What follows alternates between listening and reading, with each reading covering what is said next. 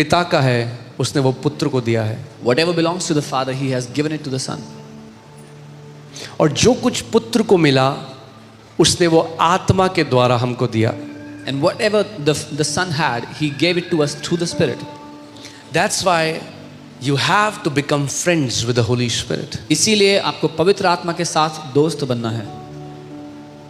Without the friendship of Holy Spirit, क्योंकि बिना पवित्र आत्मा की मित्रता के the promises remain theoretical. वो वायदे केवल ज्ञान बन के रह जाएंगे. We will have to develop intimacy with the Holy Spirit. हमें पवित्र आत्मा के साथ गहरा रिश्ता बनाना होगा. Spend a lot of time praying in the Spirit. आत्मा में प्रार्थना करने में बहुत समय बिताओ. More than the long list of prayers. लंबी चिट्ठी है प्रार्थना की, उससे ज़्यादा. More than what you want. आपको क्या चाहिए उस सबसे ज़्यादा Pray in the Spirit. आत्मा में प्रार्थना करो. Because the Bible says when you pray in the Spirit, you pray the perfect prayer. क्योंकि बाइबल कहती है जब आप आत्मा में प्रार्थना करते हो आप सिद्ध प्रार्थना करते हो. आप परमेश्वर की सिद्ध इच्छा के द्वारा प्रार्थना करते हो. You pray by the perfect will of God. Because if you only pray with your understanding, your prayers are limited because your understanding is limited. क्योंकि अगर आप सिर्फ अपनी समझ के हिसाब से प्रार्थना करोगे तो आपकी प्रार्थना सीमित रह जाएगी क्योंकि आपकी समझ सीमित है. But the Bible says the Spirit of God knows the mind of God. पर बाइबल कहती है परमेश्वर का आत्मा परमेश्वर के मन को जानता है. So when you pray in the Spirit, जब आप आत्मा में प्रार्थना करते हो you pray the best prayer you can. आप सबसे बेस्ट प्रार्थना करते हो जो आप कभी भी कर सकते हो. आत्मा में प्रार्थना करना शारीरिक मनुष्य के लिए बेवकूफ़ी लगता है. अब बोलोगे कि कैसी ये क्या आवाजें निकाल रहे हैं लोग.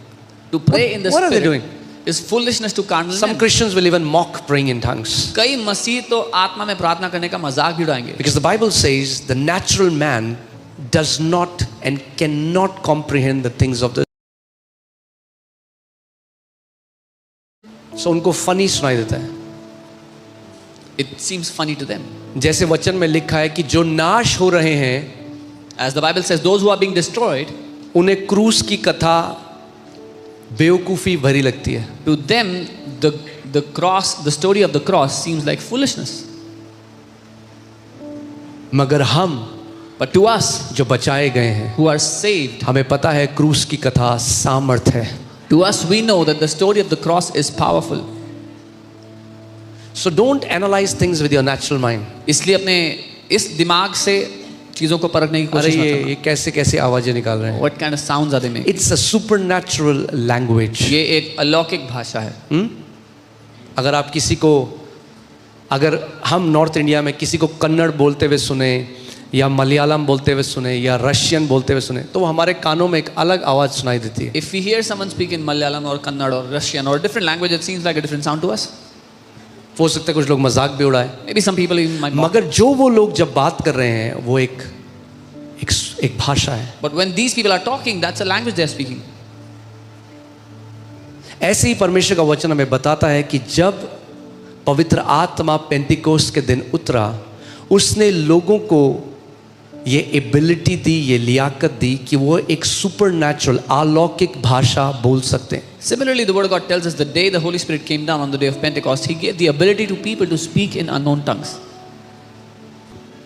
Why do you think God gave this ability to the church at the birth of the church? आपको क्यों लगता है कि परमेश्वर ने यह क्षमता कलीसिया के जन्म ही पर क्यों दे दी?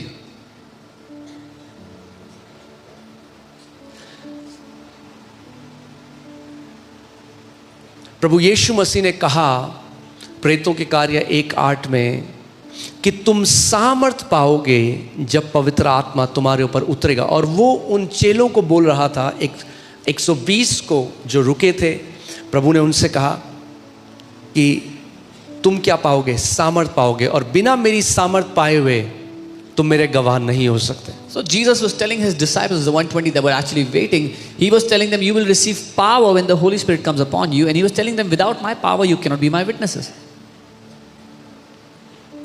with argument. आप बहसबाजी से लोगों को नहीं जीत सकते. कई मसीह लड़ाई कर रहे हैं लोगों के साथ, बहसबाजी कर रहे हैं, Many believers are fighting and debating with others, दूसरों के धर्म के बारे में उल्टा सीधा बोल रहे हैं. speaking evil about the faiths of other people.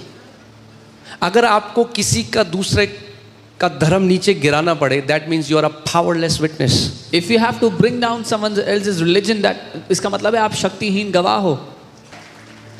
ना आपको बहस करनी है, ना आपको लड़ाई करनी है. You don't have to debate. अगर आप उसकी सामर्थ्य से भरे हुए हो, If you are filled with His power, तो बहस नहीं करोगे, then you won't have to debate. प्रकट करोगे. You will demonstrate. You will manifest आपको दिखाओगे, the Lord. प्रभु को प्रकट करोगे. I just feel this Sunday, मुझे ऐसा लग रहा है कि it's very important. I feel this weight in my heart that I have to tell you. Be filled with the Holy Spirit. मुझे वजन अपने दिल पर महसूस हो रहा है कि मैं आपसे कहूं कि पवित्र आत्मा से भरे रहो.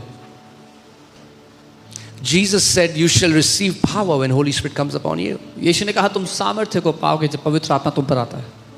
But what did they receive when Holy Spirit came upon them? पर उनको क्या मिला जब पवित्र आत्मा उनके पर आया? An ability to speak supernatural language. ये क्षमता कि वो एक अलौकिक भाषा बोल पाए. यीशु ने क्या बोला? What did Jesus जब tell पवित्र them? आत्मा तुम्हारे ऊपर आएगा, तुम क्या पाओगे? When the Holy Spirit comes upon them, you will receive power. मगर जब पवित्र आत्मा उनके ऊपर आया तो क्या पाया उन्होंने? But when the Holy Spirit came upon them, what did they receive? Tongues. क्या पाया? अन्य भाषा. They received tongues. फिर से इसको मैं समझाता हूँ कि ताकि आप समझ जाओ. Let me explain it again so you understand.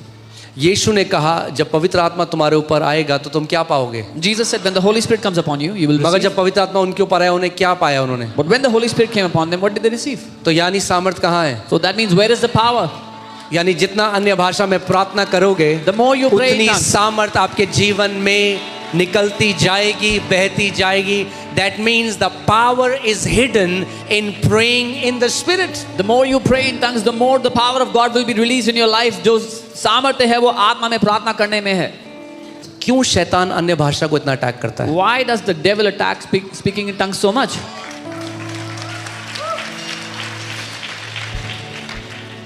Why are there so many teachings against praying in Spirit? क्यों इतनी सारी शिक्षाएं हैं आत्मा में प्रार्थना करने के खिलाफ? Why? क्यों? Because devil knows क्योंकि शैतान जानता है if I can cut them from the source of power, they will be powerless believers. अगर इनको ताकत के सोते से अलग कर दिया तो ये शक्तिहीन रहेंगे जिंदगी भर. So वो आपको कन्विंस करना चाहता है कि ये बेवकूफ़ी है. So he wants to convince you that this is foolishness. कई लोग हमें बोलते हैं ये क्या कर रहे हैं? Some people say for us, what are they बेवकूफ़ी doing? कर रहे हैं. They're doing foolishness. Well, 20 साल से मैं ये बेवकूफ़ी अपने कमरे में कर रहा हूँ. I've been doing this foolishness for और 20 ये years in my बेवकूफ़ी room. करके And by this foolishness, लाखों लोगों की जिंदगियां बदल गई हैं. hundreds of thousands of people have been changed. हजारों बीमार चंगे हो गए हैं. Thousands of sick have been healed. हाँ, मुझे तो बड़ी पसंद आ रही है बेवकूफ़ी. I am loving this foolishness. और ये बेवकूफ़ी आखिरी सांस तक बंद होने वाली नहीं है. And I will not cease this foolishness till my last breath. और जो लोग अन्य भाषा का विरोध करते हैं, And the people that oppose praying in tongues, आप खुद उनका जीवन परखो. वहां पे केवल बड़ी बातें होंगी, सामर्थ का कोई काम नहीं होगा. you yourself discern and see their life. They will only be big empty vain talks but no demonstration of the power of God. और परमेश्वर का वचन कहता है कि परमेश्वर का राज्य बातें नहीं, सामर्थ है. And the word of God says that the kingdom of God is not mere talk but the demonstration of God's power. तो अगर कितने लोग यहाँ परमेश्वर के लिए महान रीति से इस्तेमाल होना चाहते हैं? मुझे अपना हाथ दिखाओ. How many people here want to be used mightily for the glory of God? अगर होना चाहते हो If you want to be used तो for His एक glory, चीज के लिए तैयार हो जाना. then be ready for one thing. आपके खिलाफ अफवाहें होंगी, They will spread rumors against आपका you. लोग मजाक उड़ाएंगे, People will mock you. आपके लिए लोग बुरी बुरी बातें बोलेंगे, They will say evil things about you. आपकी लोग निंदा करेंगे. They will criticize you. अगर सबको खुश करना चाहते हो तो भूल जाओ कि परमेश्वर के लिए कार्य कर सकते हो. If you want to please everybody, then forget about serving God. कई लोग बुरा मान जाते हैं. एक व्यक्ति ने मेरे ऐसे बोला. Some people get hurt. Oh, this one person अरे said एक this about व्यक्ति? me. One? अभी तो हजारों खड़े होंगे. Thousands will rise up.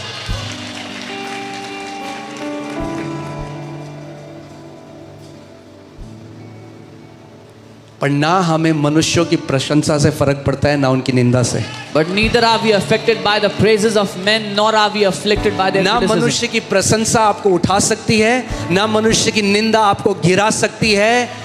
असली में ये बात निर्भर करती है कि आपका स्वर्गीय पिता आपके बारे में क्या कहता है। Neither can the praises of man elevate you, nor their criticism can put you down. But what matters is what your heavenly Father says about you. आमेन। हमारी सफलता मनुष्यों की प्रशंसा नहीं, Our success is not the praises of men, ना ही हमारी असफलता मनुष्यों की निंदा है। neither is our failure the criticism of men. अब जानते हैं प्रभु यीशु मसीह के लिए लोगों ने क्या क्या नहीं बोला। Do you know what all they said for Jesus? ये ढोंगी है, He's a hypocrite. इम्पोस्टर है, नाटक करता है, फॉल्स प्रॉफिट है, झूठा भविष्यवक्ता है. दुष्ट आत्माओं की मदद से दुष्ट आत्माओं को निकालता है, Casts out demons by the power of शैतान demons. की शक्ति से लोगों को चंगा करता है, Heals people by the power of devil. पियक्कड़ है, पेटू है, He's a drunkard, he's a glutton. वैश्याओं के साथ उठता और बैठता है। He fellowships with prostitutes. उसके लिए बोला For जो him. बाइबल कहती है जो पाप से अज्ञात था। They said it for him, for whom the Bible says he knew no sin. और यीशु ने कहा And अगर Jesus said, उन्होंने तुम्हारे स्वामी को दुष्ट आत्माओं से ग्रसित बोला And तो Jesus घर said- वालों को फिर क्यों ना बोलेंगे। Jesus said, if they called your master demon possessed, then why would they not say the same for his family? The devil wants to cut you from the source of power. शैतान आपको उस ताकत के source से अलग करना चाहता है कि आप अन्य भाषा में प्रार्थना ना करो, that you don't speak in tongues. because it sounds foolish to the natural mind. क्योंकि शारीरिक दिमाग को ये बेवकूफ़ी लगेगा, If you trust what the word says लेकिन अगर आप भरोसा करते हो वचन में जो लिखा है वो सच है, and you develop a lifestyle of praying in tongues, और अपनी जिंदगी में ऐसी जीवन शैली बनाते हो कि आप अन्य भाषा में प्रार्थना करते हो, your report card आपका report card will be filled with victory, जय से भरा रहेगा. जय victory, जय victory. जय. अब जब आप समयों को बुरा देख रहे हो, Now when you're seeing evil days, pray more in the Holy Spirit. और ज्यादा अन्य भाषा में प्रार्थना करो. अब वो समय नहीं कि प्रभु 32 इंच का टीवी है 56 का दे दे। It's not time, Lord, we have 32-inch TV, give us 56-inch TV. Pray in the Holy Spirit. आत्मा में प्रार्थना करो. आत्मा परफेक्ट प्रे करेगा। प्रभु कह रहा 56 नहीं, मैं तुझे 85 इंच का देना चाहता हूँ। Pray in the Spirit. तो The छोटी Spirit will do प्रार्थना कर perfect prayer. God will give you 85, He wants to give you big. When you pray according to the Holy Spirit, जब आप आत्मा के अनुसार प्रार्थना करते हो, you pray according to the will of God. आप परमेश्वर की इच्छा के हिसाब से प्रार्थना करते हो. और मैं आपको बता दूं, परमेश्वर की इच्छा आपका जो भी प्लान है उससे करोड़ों गुना ऊपर है। And let me tell you, the will of God is billions of times greater than whatever you have planned. कि जब आप अन्य भाषा में प्रार्थना करते हैं, आप अपने भविष्य की भविष्यवाणी कर रहे हैं, आत्मा में आप गूढ़ की बातें, रहस्य की बातें कर रहे हैं। Years ago, because the Holy Spirit knew what was ahead, He was preparing it. When you're praying in tongues, you're prophesying your future, you're speaking things of deep mysteries. Okay? So I want to encourage you, आपको प्रोत्साहित करना चाहता do not despise praying in tongues. हूं, अन्य भाषा में बोलने को तुच्छ मत समझना.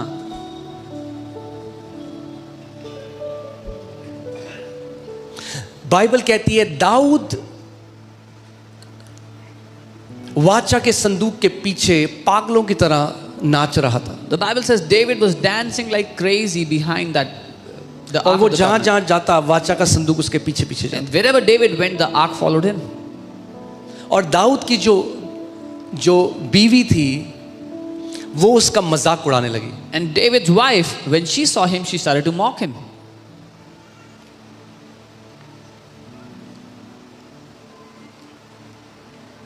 और उसके बाद बाइबल कहती है therefore she was barren all her life.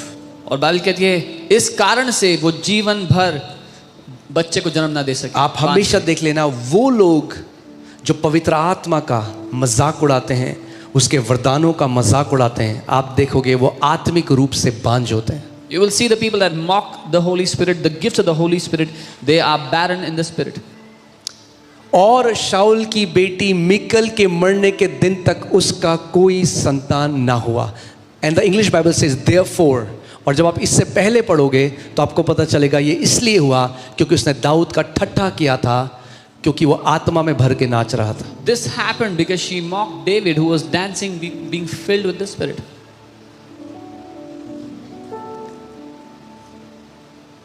मैं ज़्यादा टाइम नहीं लूँगा आज, मैं बस आपको ये बताना चाहता हूँ. फिर कई लोग कहते हैं हम चाहते हैं आत्मा में प्रार्थना करना, बट कैसे करें, कहाँ सीखें. Some people say we want to speak in tongues, we want to pray in tongues, but how? Where do we learn it? कहीं सीख नहीं सकते. You cannot learn it ये anywhere. आत्मा के द्वारा आपको एबिलिटी दी जाती है. It is an ability given to you by the Spirit.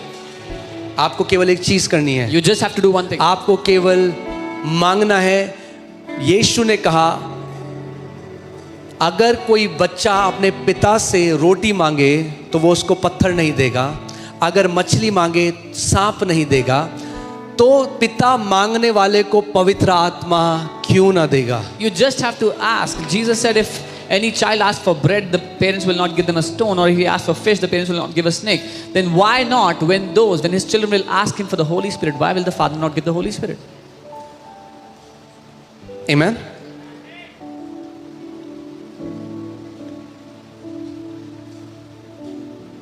इस घर का अगुवा होते हुए मैं आपको एक बात बोलना चाहता हूं. ये मेरी इच्छा है कि इस कलीसिया में हर एक व्यक्ति, हर एक बेटा, हर एक बेटी आत्मा में भर के रोज प्रार्थना करे.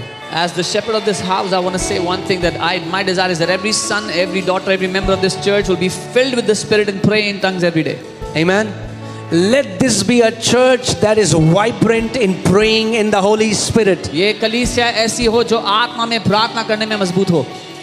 इससे पहले आप सुबह उठो और आपके पांव फर्श को छुएं, आपके मुंह से अन्य भाषा निकलने लग जाए. रेबो शठाना मगारा बाला बो सेखे लेम्ब्रो बो शठाना मारा बादगादीना मो सेखो टेलेब्रे लोम्ब्रा बाबा बाबा सेठो कोरोलो बोरा बाबा बा जमाना मारा गदेने मो सेखेते.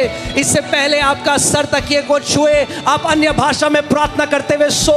आप आत्मा में भर के सो रहे हो, आप आत्मा से भर के उठ रहे हो. एक महान गवाह आप यीशु मसीह के हो. That you wake up praying in tongues, and when you're about to go to sleep, you're praying in tongues. That you'll be a mighty witness for the Lord Jesus wherever you will go. Amen. So we'll again pray in the Spirit for some time. I feel charged. I want to pray in the Spirit. फिर से आत्मा में प्रार्थना करेंगे. How many people want to pray in the Spirit right कितने लोग now? आत्मा में प्रार्थना करना चाहते हैं इस समय? Okay, खड़े हो जाएं. Stand in your और place. जो आत्मा में प्रार्थना नहीं कर सकता, And those who cannot pray all in that you have to do is आपको बस इतना करना है, ask. मांगना. Ask. मांगना है. पिता से बोलना है, पिता मुझे पवित्र आत्मा से बपतिस्मा दे. Tell the Father, baptize me with the Holy Spirit. और एक नई भाषा आपके अंदर से निकलने लग जाएगी. And a new language will start to come. Doubt नहीं करना. Do not doubt. जैसे पवित्र आत्मा आपको बोलने की लियाकत देगा, वो बोलना शुरू कर देना है. As the Holy Spirit gives you the ability, start to speak. इस बात को समझो. कई लोग हैं 50,000 मिनिस्ट्रीज में प्रेयर रिक्वेस्ट लिखते हैं. Some people send prayer requests to 50,000 ministries. इतने बड़े बड़े चिट्ठियां लिखती हैं. इस पास्टर को चिट्ठी दी, उस पास्टर को चिट्ठी दी. They'll write such big letters to this pastor, that pastor. क्या आप हमारे लिए प्रार्थना करो. Will you pray for us? मगर एक सहायक But one जो helper पिता ने दिया था, that the Father gave to us, उसको प्रेयर रिक्वेस्ट नहीं देते. never gave him the prayer request. जो बेस्ट प्रेयर कर सकता है उसको प्रेयर रिक्वेस्ट नहीं देते. The one who can do the best prayer, they don't give the request to him. आज प्रेयर रिक्वेस्ट पवित्र आत्मा को दो. Today, give your prayer request to Holy Spirit. वो सहायक That जो helper पिता मेरे नाम से भेजेगा, whom the Father will send तुम्हें in my name, सब बातें सिखाएगा. will teach you all things. You have a helper. आपके पास एक सहायक है. जितना प्रेयर रिक्वेस्ट लोग टाइम लगाते हैं, मैं मना नहीं कर रहा, प्रेयर रिक्वेस्ट गलत नहीं है, Prayer request is not wrong. मगर कई लोग ऐसे बेचारी मानसिकता से सब जगह प्रेयर रिक्वेस्ट भेजते हैं. कि हमारा कुछ नहीं हो सकता, मगर अगर वही समय वो आत्मा में प्रार्थना करने लग जाएं तो पवित्र आत्मा आत्मिक जहां में उनके लिए रास्ते बदलने लग जाएगा। Some people with such a victim mindset send their prayer requests to everyone, but in the same time they started to pray in tongues, that the Holy Spirit will change their situation by the prayers they do. Okay अभी आत्मा और सच्चाई से हम लोग सबके सब थोड़ी देर अन्य भाषा में प्रार्थना करेंगे। Wherever you are, even the campuses, whoever is watching us. All of us will pray in tongues कुछ समय में, जहां पर भी आप हैं, campuses में जहां पर भी आप हैं। हमारा बहुत मजाक उड़ाते हैं लोग कि ये चर्च सर्विस में ऐसा करें। I don't care. People mock us, oh, they do this in the church service. मुझे परवाह नहीं है।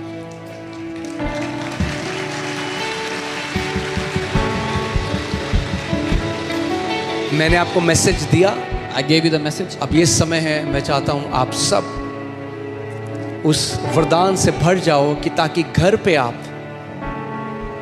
सुबह और शाम रोज अन्य भाषा में प्रार्थना करो। चलते फिरते, गाड़ी में जाते, आटा गूंथते, सब्जी काटते, प्रेस करते, नहाते, उठते, बैठते, आपके अंदर से जीवन की नदियां फूटती रहें, बहती रहें। That wherever you go, whatever you do at home, during the entire week, you're filled with Spirit, you're praying in tongues, and that river of life is flowing out of your life. जो नहीं कर सकते, अभी पवित्र आत्मा का वरदान आपके ऊपर आएगा और एक नई भाषा।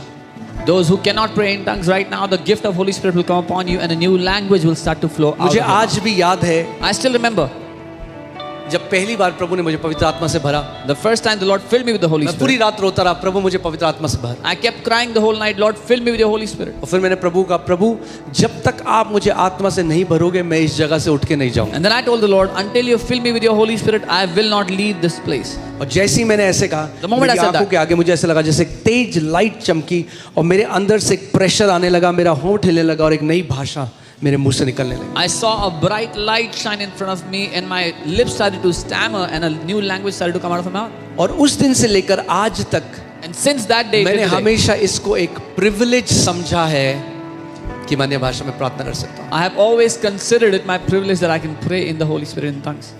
The Bible says when you pray in the Spirit prays through you. Bible The कहती है- Spirit uses your mouth, but it's the Holy Spirit praying through you. Bible कहती है जब तुम आत्मा में प्रार्थना करते हो तो पवित्र आत्मा तुम्हारे मुंह के द्वारा प्रार्थना करता है।